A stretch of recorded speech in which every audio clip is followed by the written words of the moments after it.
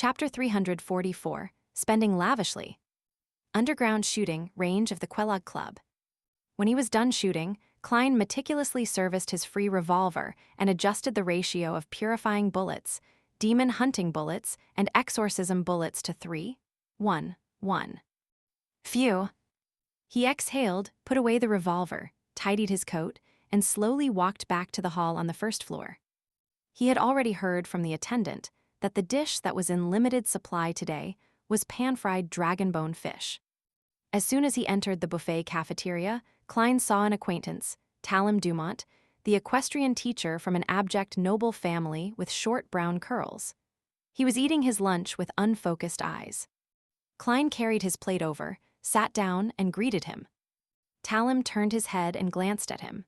His lips quivered a few times, and after 3 or 4 seconds of silence, he finally opened his mouth and mumbled, "Sherlock, do you know rare people who have strange abilities and are very powerful?"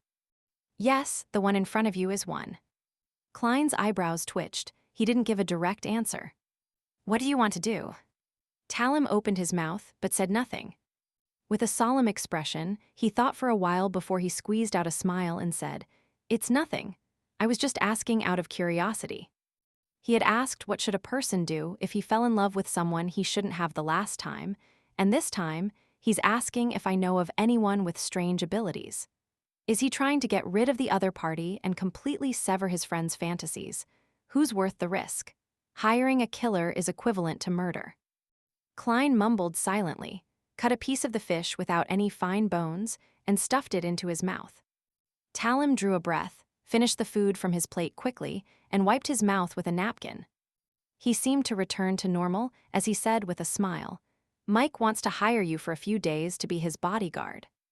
Mike Joseph, the reporter from the Daily Observer. I remember his performance at the Golden Rose was rather brilliant. Klein chuckled. "What does Mike want to do now?" Talem spread out his hands and said, "I'm not sure. He just casually mentioned this matter. It seems to have something to do with an interview. He said that he will visit you the day after tomorrow. I hope you have the time to accept this commission." "I can't be sure." Klein, who didn't know the details, didn't give an affirmative answer. At that moment, he heard a series of illusory pleas from a woman. "Miss Magician, is she prepared to sacrifice the money in exchange for the formula?"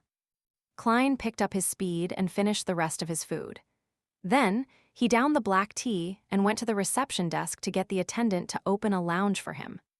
After sealing the room with a wall of spirituality, he went above the gray fog and found that his judgment was correct. Miss Magician was requesting to hold the sacrificial ritual. The reason for her delay was that she only had 370 pounds on her, and she had to go to the bank to withdraw some of her savings. After a series of maneuvering, she saw the 450 pounds vanish into the illusionary door, and an additional formula appeared in her mind.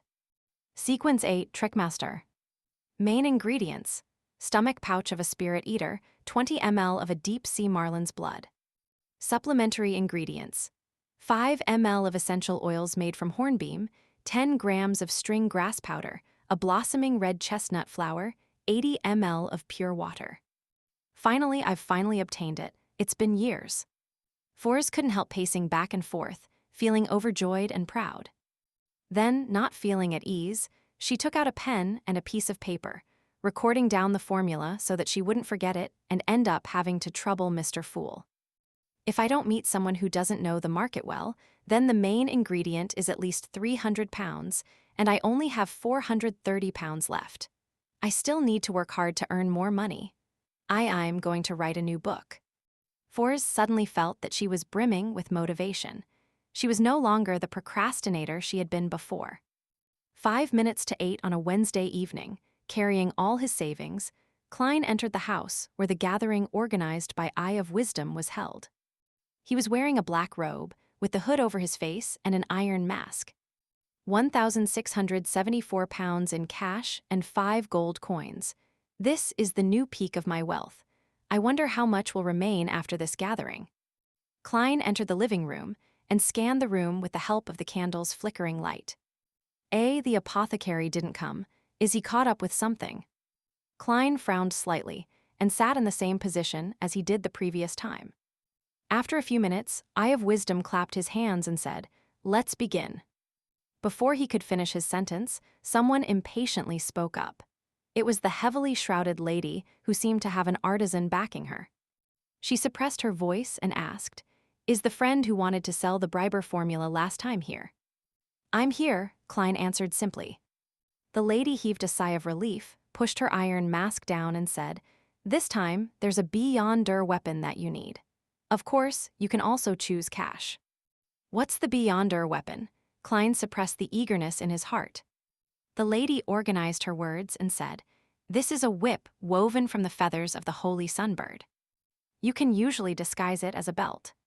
When used, it will be covered with pure holy flames of light. Any undead monsters that are whipped by it will suffer great damage, and the weaker ones would even be directly obliterated. It can also be used to soak in liquids to create sun holy water, but that would reduce the spirituality's durability. Every use will decrease its durability by a month. Currently, it has 13 months of effective durability. If you are willing, you can exchange it for the briber formula without paying any additional cash." "Holy sunbird? It's not the sun divine bird. If it's the latter's feathers, I'll take it. Of course, only tail feathers would do. They can be used to concoct the Sequence 4's unshadowed potion." Klein was quite satisfied with the weapon itself, but the problem was that it could only be used for 13 months. Every time he made sun holy water, the durability would be reduced by a month. In time, he would have to replenish it with something similar. With this in mind, he turned to look at the seat of honor. "Mr. Eye of Wisdom, can you describe in detail the brooch you introduced last time?" "Oh, write it down on paper and indicate the price that would satisfy you." He was afraid that the others would be interested in the brooch and thus raise the price, so he decided at the last second to get Eye of Wisdom to write it down. "All right," Eye of Wisdom laughed and asked an attendant to bring him a pen and paper. While he was writing, the members of the gathering continued their trade. There were even some who were tempted as they asked about the price of the whip, only to receive an answer to wait. After a while, the Eye of Wisdom finished writing the introduction and passed it to Klein through the attendant. When Klein unrolled it, he saw that the words on the paper were written in print, preventing him from noticing anything special about them. Very careful. He started to read carefully. Sun brooch. It can also be called midsummer, and it is considered a relatively weaker grade 2 sealed artifact. With it acting as the center, it will fill a 10-meter radius with pure and warm energy. Normal people will not be able to sense it, but undead spirits and monsters will suffer constant damage, and they will quickly evaporate like a pool of water under a blazing fireball. Even wraiths and shadows will suffer the same fate, albeit lasting a little longer. In such an environment, the strength of powerful undead creatures will be significantly weakened. It will be very difficult for the wearer to be possessed or corrupted by evil spirits or monsters.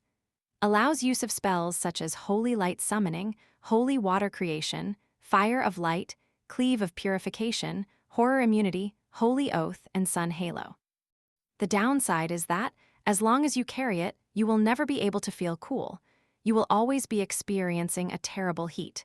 Young man, don't underestimate this state. The hot and irritated you will slowly step into the abyss of losing control. I will only sell it for £2,000. Don't try to bargain. As you know, I'm not too short of money, and I'm a collector. It's much stronger than I imagined. Eye of Wisdom had been very vague the last time. Klein's heart skipped a beat. After a few seconds of thought, he looked over at the woman with the artisan backing her. £900 in cash. The average price for a Sequence 7 potion formula was around £800. Deal, the lady answered without hesitation. If I had known, I would have offered £1,000. Klein forced a smile. He was a man of his word, and without reneging his offer, he exchanged his prepared formula for £900 in cash. In an instant, his wealth soared to £2,574. It was enough to make a bachelor man live a pretty good life for the rest of his life. After Eye of Wisdom's appraisal, the lady looked at the formula once more in satisfaction. Sequence 7, Briber. Main ingredients: 1 weeping infant flower, strange-faced cannabis crystal. Supplementary ingredients: 5 drops of golden jimsonweed juice, 5 drops of black jimsonweed juice, 4 drops of fantasy grass essential oil, 80 ml of red wine. After completing the transaction, Klein drew a deep breath, looked at Eye of Wisdom, and solemnly said, £2,000. I want that sun brooch. Eye of Wisdom chuckled and said, to be honest, I really don't wish to sell it, but since I have 2081, sun brooch isn't necessary to me. Besides, I have already named my price, and reneging isn't my style. Wait 3 minutes for me, I'll get the sun brooch. All right, Klein replied, feeling both expectant and also feeling the pinch. At this point, the Beyonders in the activity room cast their gazes on him. A deal of £2,000 rarely appeared at this level of ordinary gatherings, perhaps not even once in a year or two. Klein could feel the greed and covetous feelings in their eyes. After a short silence, the transactions continued until Eye of Wisdom returned. In his open palm lay a dark golden brooch shaped like a sunbird. It was obvious that the Eye of Wisdom had some sweat on his face.